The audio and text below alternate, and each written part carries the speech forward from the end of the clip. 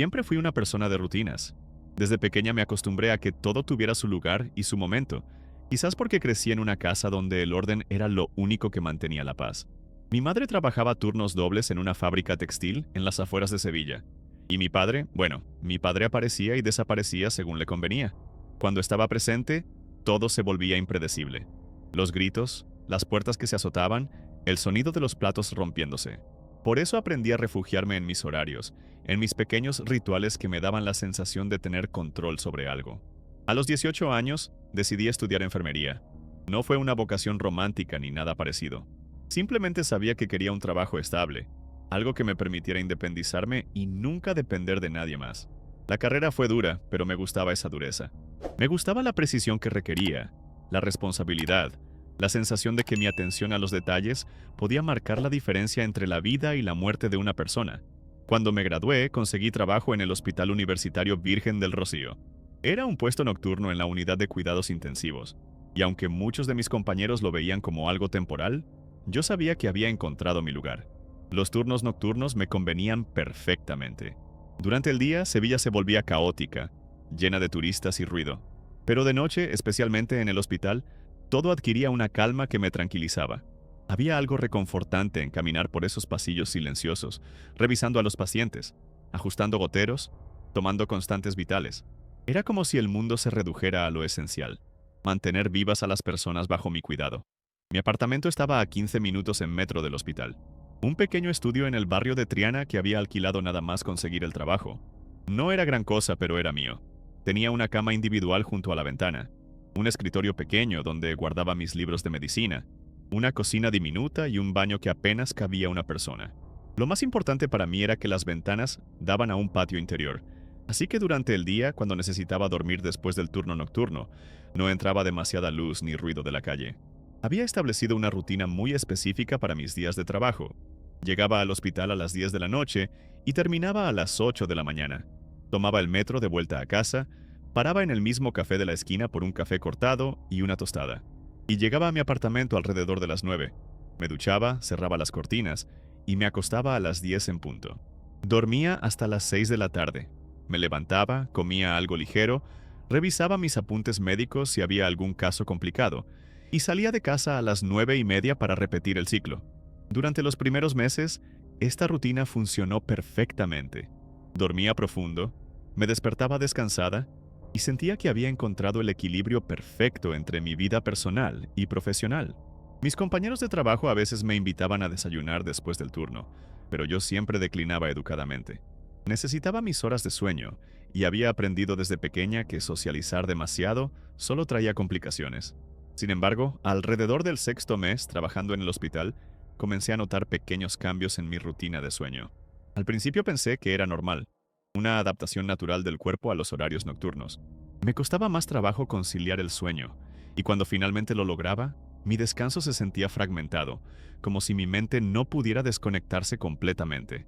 Me despertaba varias veces durante las horas de sueño, siempre con la sensación de haber escuchado algo, aunque cuando prestaba atención, solo percibía los sonidos normales del edificio, el ruido del ascensor, pasos de vecinos en el piso superior, el tráfico lejano de la calle.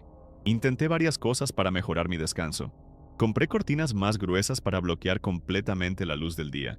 Probé con tapones para los oídos, pero me hacían sentir demasiado desconectada del mundo, como si estuviera bajo el agua. También intenté cambiar mi dieta, eliminando la cafeína después de las 4 de la madrugada, pero nada parecía funcionar. El problema no era solo que me costara dormir, sino que cuando lo hacía, mis sueños se habían vuelto extrañamente vívidos y perturbadores. Soñaba constantemente con el hospital, pero no como realmente era. En mis sueños los pasillos se extendían infinitamente, las habitaciones cambiaban de lugar, y siempre había una sensación de urgencia que no podía identificar. A veces soñaba que llegaba tarde a mi turno, y no podía encontrar la unidad de cuidados intensivos. Otras veces los pacientes en mis sueños me hablaban, pero sus voces sonaban distorsionadas, como si vinieran de muy lejos o de debajo del agua. Me despertaba con el corazón acelerado y una sensación de ansiedad que me acompañaba durante varias horas. Comencé a notar también que durante mis turnos en el hospital mi concentración no era la misma.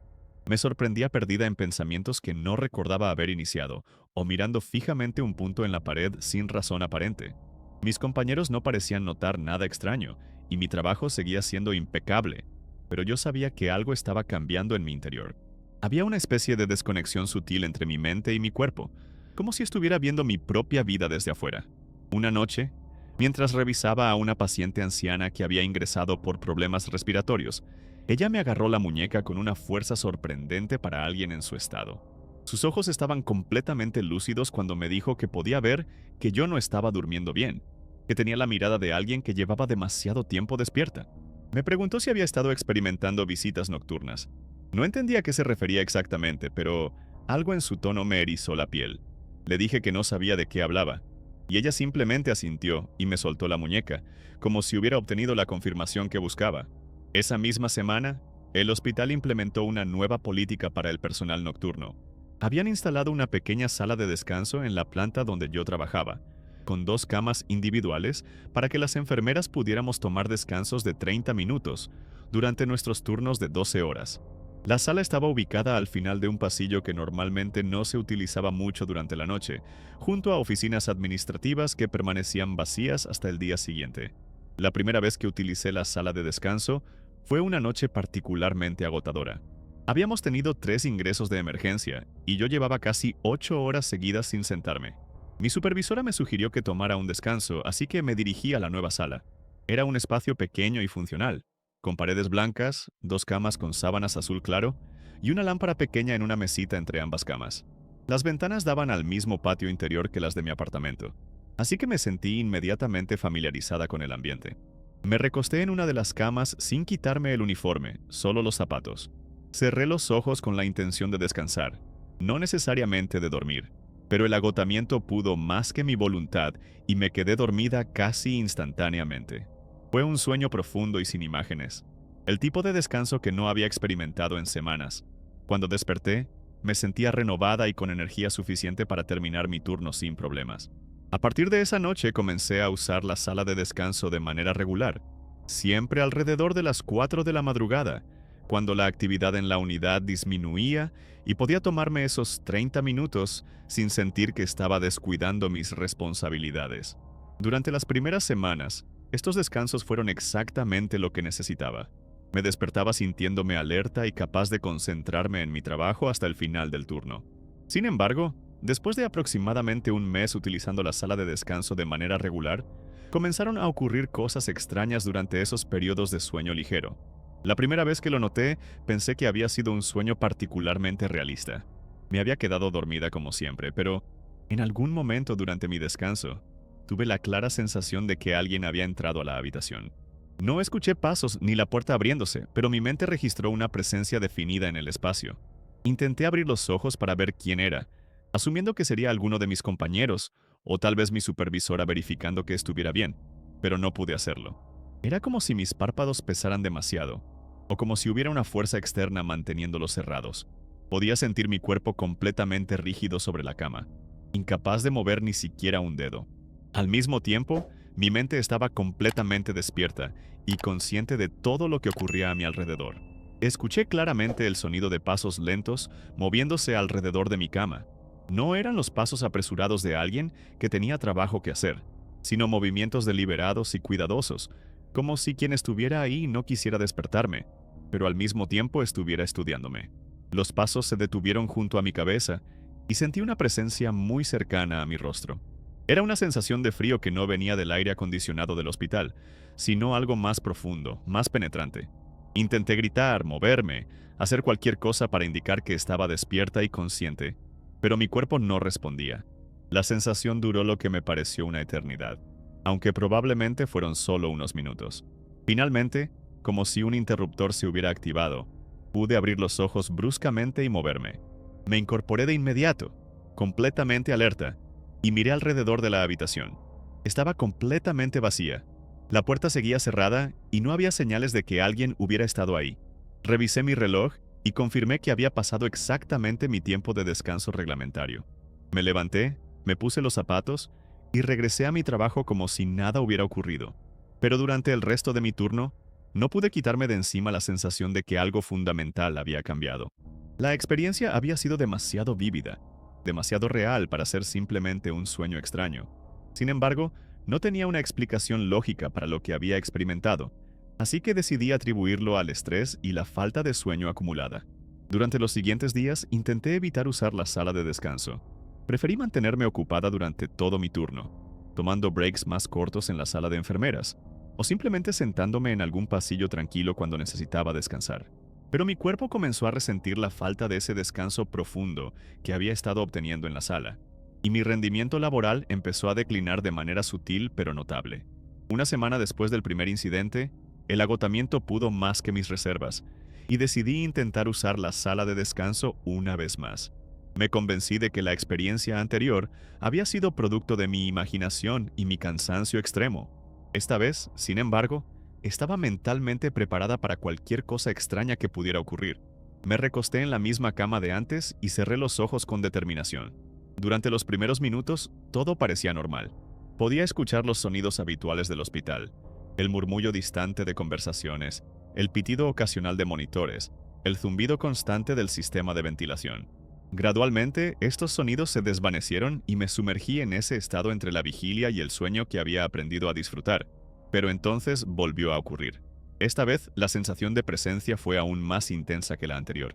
No solo sentí que alguien había entrado a la habitación, sino que podía percibir claramente que esa presencia se había posicionado directamente frente a mi cama, observándome. Mi cuerpo volvió a quedar completamente paralizado, pero mi mente estaba hiperalerta, registrando cada detalle de lo que estaba experimentando. Los pasos comenzaron de nuevo, pero esta vez eran más lentos, más deliberados. Podía escuchar claramente cómo se acercaban a mi cabeza. Se detenían, y luego continuaban alrededor de la cama en un patrón circular. Era como si quien estuviera ahí estuviera evaluándome desde todos los ángulos posibles. La temperatura en la habitación parecía haber descendido varios grados, y podía sentir mi respiración volverse más laboriosa, como si el aire se hubiera vuelto más denso. Lo más aterrador de esta segunda experiencia fue que, además de la parálisis física, comencé a sentir una presión gradual sobre mi pecho, como si algo invisible se estuviera asentando sobre mi cuerpo. La presión aumentaba lentamente, haciendo que cada respiración requiriera un esfuerzo consciente. Intenté concentrarme en mantener un ritmo respiratorio regular, pero la sensación de peso sobre mi pecho se intensificaba con cada segundo que pasaba. Cuando finalmente pude moverme esa segunda vez, no solo me levanté de la cama, salí corriendo de la sala de descanso. Mi corazón latía tan fuerte que podía escucharlo en mis oídos, y mis manos temblaban mientras intentaba caminar normalmente por el pasillo hacia la unidad de cuidados intensivos. Mis compañeros me preguntaron si me sentía bien, porque según ellos tenía una palidez extraña, pero les dije que había tenido una pesadilla y que ya se me pasaría. Esa noche no pude concentrarme en absolutamente nada. Cada vez que entraba a una habitación oscura para revisar a un paciente, sentía como si algo me estuviera observando desde las esquinas. Cada sombra proyectada por los equipos médicos me parecía sospechosa, y el sonido normal de los monitores se había vuelto ensordecedor para mis oídos hipersensibles. Cuando terminó mi turno, en lugar de tomar el metro como siempre, decidí caminar hasta casa, esperando que el aire fresco y el ejercicio me ayudaran a procesar lo que había experimentado. Durante las siguientes semanas, evité completamente la sala de descanso. Prefería mantenerme de pie durante todo mi turno, apoyándome contra las paredes cuando necesitaba un respiro, o sentándome en la silla de la estación de enfermeras cuando había un momento de calma. Mis supervisores comenzaron a notar mi cambio de comportamiento, especialmente porque había sido una de las primeras en adoptar la nueva política de descansos regulares, y ahora parecía estar evitándola deliberadamente. El problema era que sin esos descansos de 30 minutos, mi agotamiento se acumulaba de manera exponencial. Llegaba a casa después del turno completamente exhausta, pero paradójicamente no podía dormir. Me quedaba acostada en mi cama, mirando el techo, con la mente acelerada repasando una y otra vez los detalles de mis experiencias en la sala de descanso. Intentaba encontrar explicaciones racionales. Tal vez había sido sonambulismo, o alucinaciones causadas por el cansancio extremo, o incluso algún efecto secundario de algún medicamento que hubiera inhalado accidentalmente en el hospital. Pero por más que intentara racionalizar lo ocurrido, había algo en esas experiencias que se sentía fundamentalmente diferente a cualquier sueño o pesadilla que hubiera tenido antes. La claridad de mis pensamientos durante la parálisis, la precisión de los detalles sensoriales, la consistencia entre ambos episodios, todo apuntaba a que algo real había estado ocurriendo en esa habitación. Sin embargo, No podía hablar de esto con nadie sin sonar completamente fuera de la realidad. Después de un mes evitando la sala de descanso, mi rendimiento laboral había deteriorado tanto que mi supervisora me llamó a su oficina para una conversación privada. Me preguntó directamente si estaba pasando por algún problema personal o de salud que pudiera estar afectando mi trabajo. Le expliqué que había estado teniendo problemas para dormir, lo cual era técnicamente cierto, y ella me sugirió que considerara tomar unos días libres o incluso consultar con el médico ocupacional del hospital. La idea de tomar días libres me aterrorizaba más que continuar trabajando exhausta. En casa, sola con mis pensamientos y sin la distracción constante del trabajo, las experiencias de la sala de descanso se reproducían en mi mente con una intensidad que me resultaba insoportable. Además, había comenzado a notar que incluso en mi propio apartamento, especialmente durante las horas de la tarde cuando intentaba dormir, sentía ocasionalmente esas mismas sensaciones de presencia que había experimentado en el hospital. No eran tan intensas como los episodios de parálisis del sueño, pero había momentos en que, justo antes de quedarme dormida, sentía como si alguien estuviera observándome desde algún rincón de mi habitación. Abría los ojos inmediatamente y revisaba cada centímetro del espacio, pero nunca encontraba nada fuera de lugar. Sin embargo, la sensación persistía, y había noches en que prefería quedarme despierta viendo televisión hasta el agotamiento total, antes que cerrar los ojos y exponerme a esa vulnerabilidad. Mi madre comenzó a llamarme con más frecuencia, preocupada porque, según ella, mi voz sonaba diferente por teléfono. Me decía que parecía distante, como si estuviera hablando desde muy lejos. Yo intentaba sonar normal durante nuestras conversaciones, pero era difícil fingir estabilidad cuando mi realidad se había vuelto tan incierta. Le mencioné vagamente que había estado teniendo problemas para dormir debido a los horarios de trabajo, y ella me sugirió que considerara cambiar a turnos diurnos, pero esa opción no era viable económicamente. 3 meses después de mi último episodio en la sala de descanso, el agotamiento acumulado me obligó a intentar usarla una vez más. Había llegado a un punto en que mi cuerpo simplemente no podía funcionar sin esos periodos de descanso profundo. Me convenció de que tal vez había desarrollado algún tipo de ansiedad relacionada con esa habitación específica, y que enfrentarla directamente sería la mejor manera de superarla. Esta vez decidí tomar precauciones. Dejé la lámpara encendida en lugar de descansar en la oscuridad total, y posicioné mi cuerpo de manera que pudiera ver la puerta mientras me recostaba. También me aseguré de informar a mis compañeros exactamente dónde estaría y a qué hora regresaría, como una medida de seguridad adicional. Si algo extraño volvía a ocurrir, al menos habría personas que sabrían dónde encontrarme. Los primeros minutos transcurrieron con normalidad. La luz de la lámpara creaba un ambiente menos intimidante, y pude relajarme lo suficiente como para comenzar a quedarme dormida. Pero entonces, incluso con la luz encendida, volvió a ocurrir. Esta vez, sin embargo, la experiencia fue cualitativamente diferente y mucho más intensa que las anteriores. La parálisis se estableció de manera inmediata y completa. No hubo transición gradual entre el estado de vigilia y la inmovilidad. Simplemente, de un segundo al otro, perdí completamente el control de mi cuerpo. Pero lo más aterrador fue que, a pesar de tener los ojos abiertos y la lámpara encendida, no podía enfocar mi visión correctamente. Era como si hubiera una especie de distorsión visual que convertía las formas familiares de la habitación en sombras alargadas y amenazantes. Escuché los pasos de nuevo, pero esta vez no se limitaron a caminar alrededor de mi cama. Podía sentir claramente cómo algo se había subido a la cama conmigo, posicionándose directamente sobre mi cuerpo. El peso era real y específico, concentrado en mi pecho y mi abdomen, haciendo que cada respiración requiriera un esfuerzo consciente y desesperado. Intenté gritar, pero ningún sonido salía de mi garganta, como si mis cuerdas vocales hubieran sido desconectadas del resto de mi sistema. Lo que más me aterrorizó durante este episodio fue que podía sentir claramente algo muy cercano a mi rostro. No era solo la sensación de presencia que había experimentado antes, sino algo que parecía estar estudiando mis facciones desde una distancia de centímetros.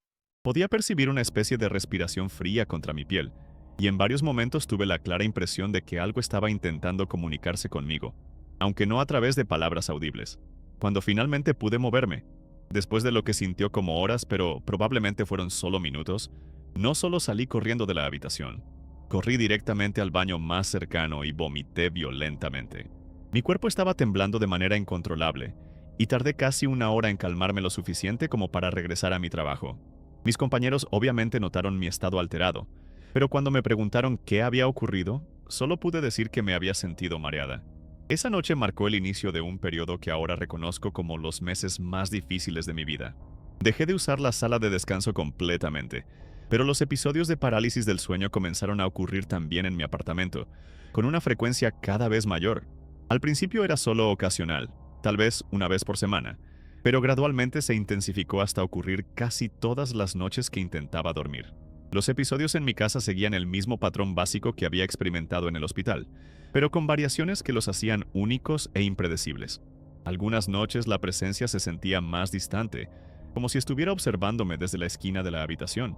Otras noches, sin embargo, la experiencia era tan intensa como la peor de mis experiencias en la sala de descanso del hospital. Había ocasiones en que sentía como si múltiples presencias estuvieran moviéndose alrededor de mi cama simultáneamente, cada una con su propio patrón de movimiento y su propia sensación específica. Mi salud física comenzó a deteriorarse de manera notable. La falta de sueño reparador se acumulaba día tras día, afectando mi coordinación, mi concentración y mi capacidad de tomar decisiones rápidas en situaciones médicas críticas. Perdí peso de manera significativa porque los episodios nocturnos frecuentemente me dejaban con náuseas que duraban hasta bien entrada la mañana. Mis manos desarrollaron un temblor sutil pero constante que hacía que tareas delicadas como insertar vías intravenosas fueran más difíciles de lo que habían sido antes. Lo más devastador, sin embargo, era el impacto psicológico de vivir con la certeza de que cada vez que cerrara los ojos para dormir, probablemente experimentaría algo que me aterrorizaría profundamente. Desarrollé una ansiedad anticipatoria tan intensa que comenzaba a sentirme nerviosa desde el momento en que terminaba mi turno en el hospital, sabiendo que en unas horas tendría que intentar dormir nuevamente. Intenté varios enfoques para manejar la situación.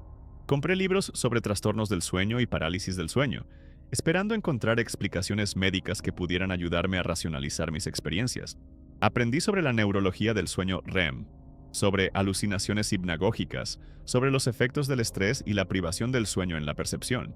Toda esta información era intelectualmente reconfortante, pero no reducía la intensidad de mis experiencias nocturnas ni mi terror anticipatorio. También intenté modificaciones prácticas en mi ambiente de sueño. Cambié la posición de mi cama varias veces, pensando que tal vez la orientación específica de mi cuerpo durante el sueño estaba contribuyendo al problema. Instalé luces nocturnas en mi habitación para eliminar la oscuridad completa. Incluso probé dormir en el sofá de la sala en lugar de mi cama, pero los episodios continuaron ocurriendo independientemente de estos cambios.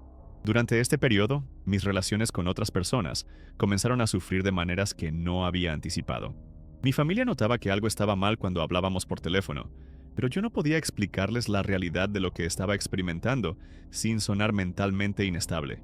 Mis compañeros de trabajo veían mi deterioro físico y mi cambio de comportamiento, pero mis intentos de explicar que tenía problemas para dormir sonaban inadecuados comparados con la magnitud visible de mi declive. Hubo un momento particularmente difícil cuando mi supervisora me sugirió que considerara tomar una licencia médica temporal para abordar mis problemas de sueño. La idea de estar en casa las 24 horas del día, sin la distracción del trabajo para ocupar mi mente, me aterrorizaba más que continuar trabajando en mi estado comprometido. El hospital y mis responsabilidades profesionales se habían convertido en mi único refugio de la realidad alterada que se había apoderado de mi vida personal. Aproximadamente 6 meses después del inicio regular de los episodios en mi apartamento, comencé a notar que las experiencias estaban evolucionando de maneras nuevas y más perturbadoras. Ya no se limitaban al periodo inmediatamente antes o durante el sueño. Empecé a tener episodios de parálisis del sueño durante siestas diurnas, e incluso durante momentos de relajación profunda, cuando no estaba intentando dormir activamente. Más preocupante aún, comencé a percibir presencias incluso cuando estaba completamente despierta y móvil. Eran sensaciones más sutiles que durante los episodios de parálisis, pero inequívocamente similares. Mientras cocinaba, mientras me duchaba, mientras veía televisión, ocasionalmente sentía esa misma sensación de ser observada que había caracterizado mis experiencias nocturnas. Estas percepciones diurnas duraban solo unos segundos, pero eran lo suficientemente consistentes como para mantenerme en un estado constante de hipervigilancia. Mi apartamento, que había sido mi refugio y mi espacio de control personal, se había transformado en un lugar donde no me sentía segura. Comencé a dormir con todas las luces encendidas, no solo luces nocturnas, sino la iluminación completa de la habitación. Instalé cerraduras adicionales en la puerta principal, aunque racionalmente sabía que lo que me estaba afectando no era algo que pudiera ser mantenido afuera por medios físicos convencionales. También desarrollé rituales compulsivos relacionados con verificar mi espacio antes de intentar dormir.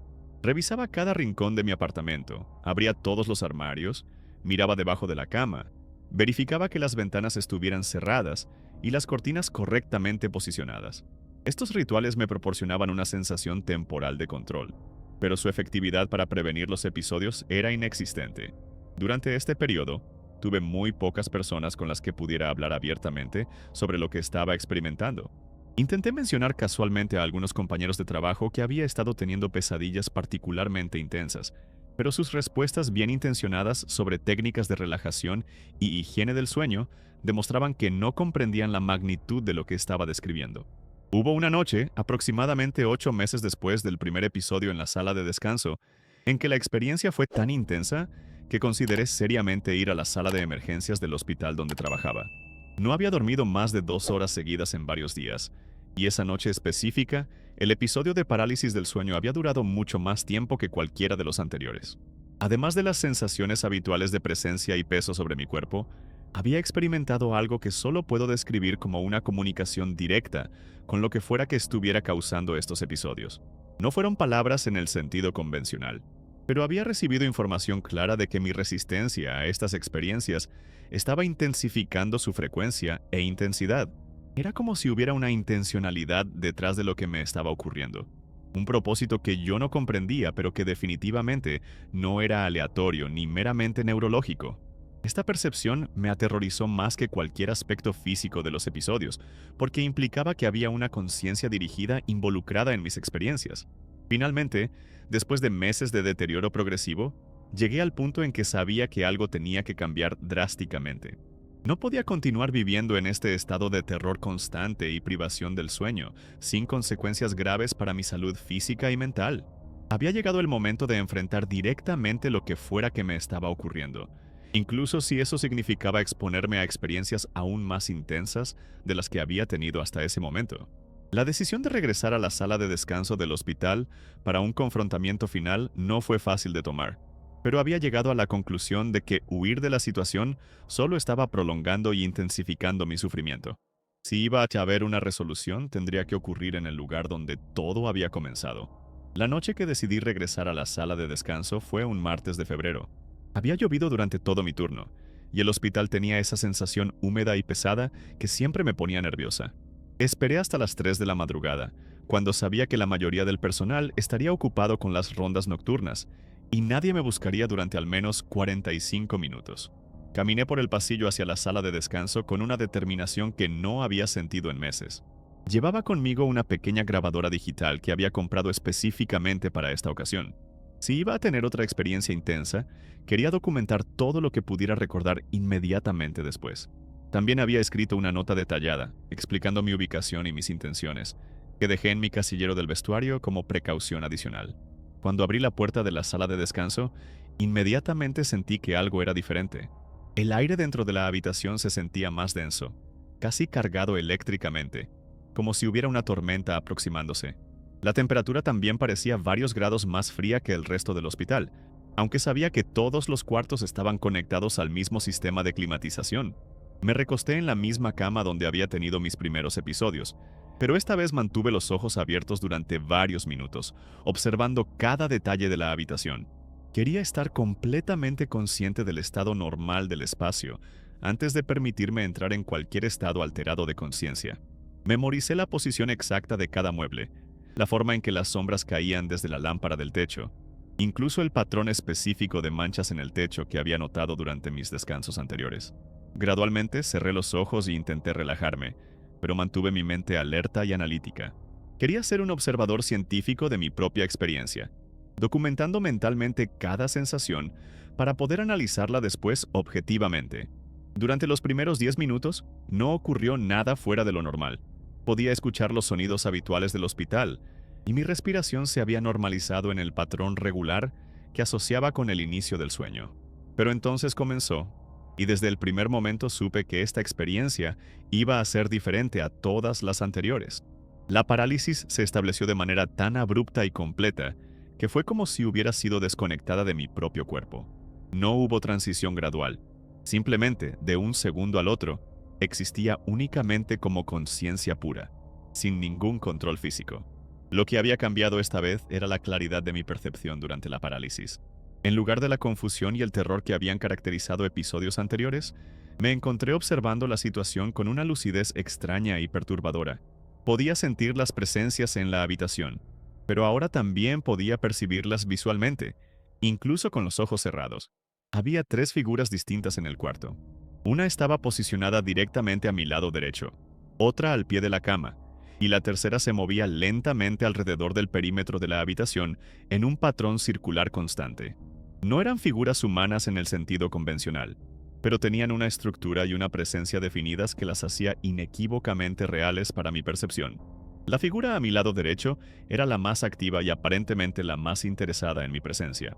Podía sentir cómo se inclinaba sobre mi cuerpo, estudiando mi rostro desde una distancia muy cercana. No era una observación casual. Había una intensidad y un propósito en su atención que me hacía sentir como un espécimen siendo examinado. Esta figura emitía una sensación de frialdad que penetraba directamente a través de mi piel, como si estuviera absorbiendo lo calor de mi cuerpo. La figura al pie de la cama permanecía más estática, pero emanaba una presión constante que podía sentir presionando contra mis piernas y pies.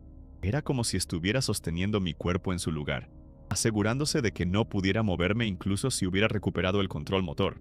Esta presión no era dolorosa, pero era inquebrantablemente firme y completamente inflexible.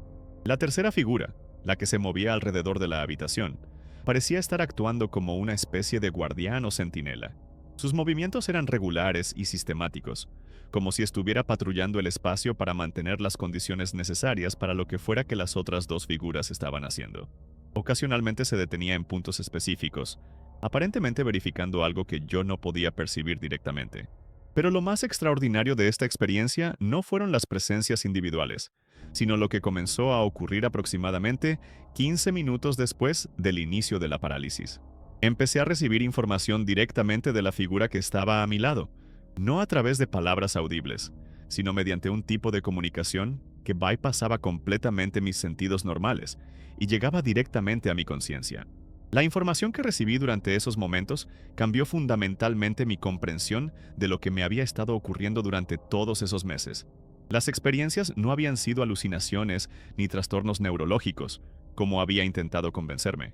Eran contactos deliberados por parte de entidades que existían en una dimensión paralela a la realidad física normal, y que ocasionalmente podían intersectar con nuestro mundo durante estados específicos de conciencia alterada. Según la información que recibí, estas entidades habían estado observando a ciertas personas durante periodos extendidos, estudiando las variaciones en los estados de conciencia humana. Yo había sido seleccionada no por alguna característica especial o vulnerabilidad particular, sino simplemente porque mi rutina de trabajo nocturno y mis periodos regulares de descanso en la sala del hospital habían creado condiciones ideales para este tipo de contacto. Las entidades no eran malévolas en el sentido que normalmente entendemos la malevolencia, pero tampoco eran benévolas.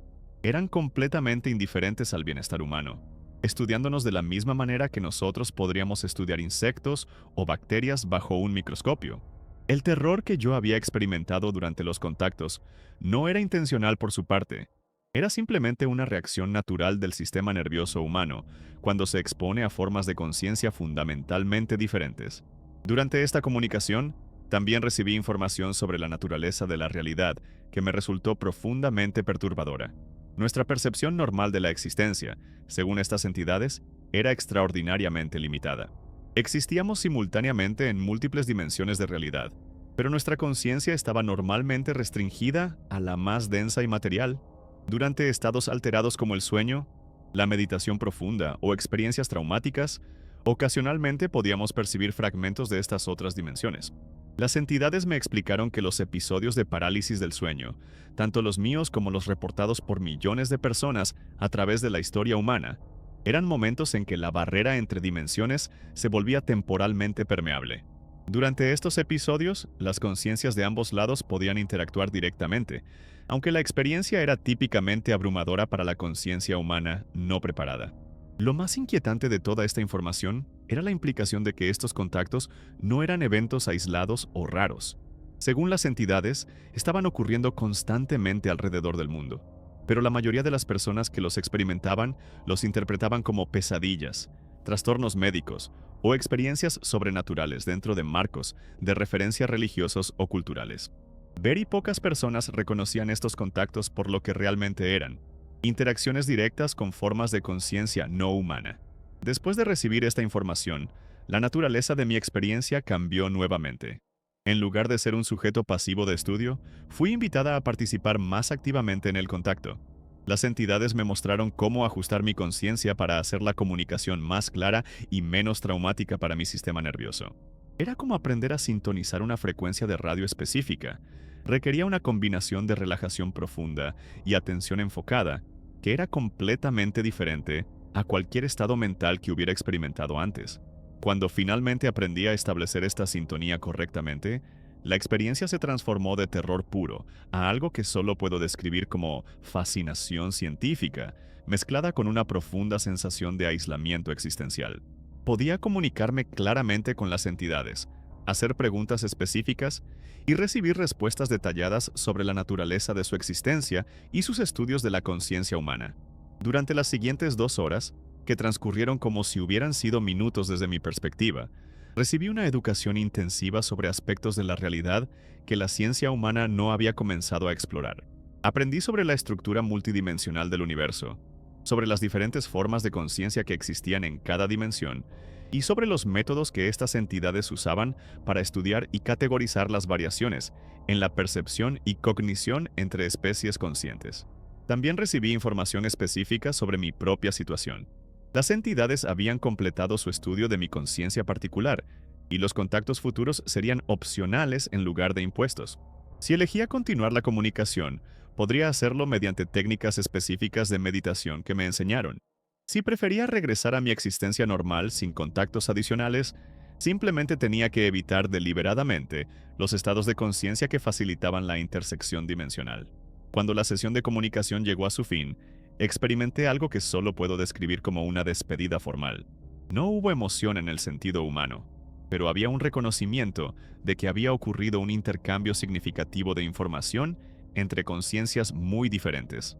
Las 3 presencias se retiraron gradualmente, y yo recuperé el control completo de mi cuerpo de manera gradual y sin trauma. Me levanté de la cama sintiéndome completamente diferente a como me había sentido al entrar en la habitación. El terror constante que había caracterizado mi vida durante los últimos meses había desaparecido completamente, reemplazado por una sensación de comprensión profunda, mezclada con una soledad existencial que sabía que sería permanente. Había recibido respuestas a preguntas que no sabía que tenía, pero estas respuestas habían revelado aspectos de la realidad que me aislaban fundamentalmente de la experiencia humana normal. Durante las siguientes semanas, intenté procesar e integrar lo que había aprendido durante esa sesión final de comunicación. Los episodios de parálisis del sueño habían cesado completamente, tal como las entidades habían indicado que ocurriría. Podía dormir normalmente otra vez, tanto en mi apartamento como en la sala de descanso del hospital. Mi salud física se recuperó gradualmente y mi rendimiento laboral regresó a niveles normales. Sin embargo, el conocimiento que había adquirido creó desafíos completamente nuevos en mi vida diaria. Sabía que la realidad que percibía normalmente era solo una fracción microscópica de lo que realmente existía, pero no podía compartir este conocimiento con nadie sin sonar mentalmente inestable. Había adquirido una perspectiva sobre la existencia que me aislaba profundamente de las preocupaciones y conversaciones normales de otras personas.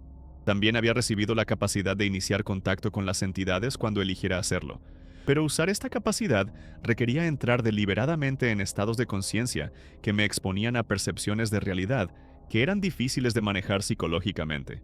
Era como tener acceso a un telescopio que podía mostrarme galaxias distantes, pero usar el telescopio me recordaba constantemente cuán insignificante era mi propia existencia en el contexto cósmico más amplio. Han pasado varios años desde esa noche en la sala de descanso. He continuado trabajando en el hospital, manteniendo mi rutina de turnos nocturnos, pero ahora por razones diferentes. Los horarios nocturnos me proporcionan tiempo y espacio para procesar las implicaciones de lo que he aprendido, sin la distracción constante de interacciones sociales que requieren que finja una normalidad que ya no siento. Ocasionalmente, cuando la curiosidad supera mi aprensión, Utilizo las técnicas que aprendí para iniciar contacto con las entidades. Estas sesiones siempre son educativas, pero también profundamente perturbadoras, recordándome que existo simultáneamente en un universo mucho más vasto y extraño de lo que la mayoría de las personas pueden imaginar, y en una vida diaria que ahora me parece casi irrealmente limitada y superficial. He aprendido a funcionar con esta dualidad, manteniendo mi competencia profesional y mis relaciones superficiales con colegas y familia, mientras cargo privadamente el conocimiento de que la realidad es fundamentalmente diferente de lo que cualquiera de ellos supone. Es una soledad peculiar, pero también una forma de libertad. Saber que las ansiedades y preocupaciones que dominan la vida de la mayoría de las personas son relevantes solo dentro de una fracción muy pequeña de lo que realmente existe. A veces me pregunto si otras personas han tenido experiencias similares y han llegado a comprensiones parecidas sobre la naturaleza multidimensional de la realidad. Probablemente sí, pero como yo, han aprendido que este conocimiento es esencialmente intransmisible y debe ser llevado en privado. Es el precio de haber visto más allá de los límites normales de la percepción humana, una expansión de conciencia que viene con su propia forma de aislamiento inevitable.